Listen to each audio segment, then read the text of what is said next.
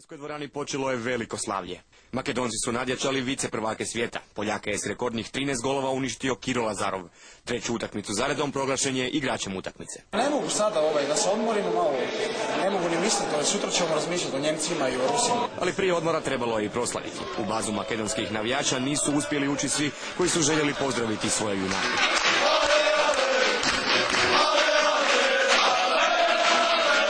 Kako na terenu, tako i izvan. Glavna je uloga pripala Kirilu Lazarovu.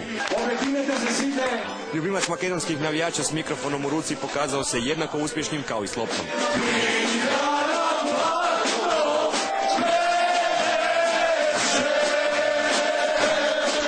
A na bini su mu se ubrzo priključili i suigrači. To je naš karakter, mi živimo svi zajedno, igramo zajedno i oni su naši osmi igrač.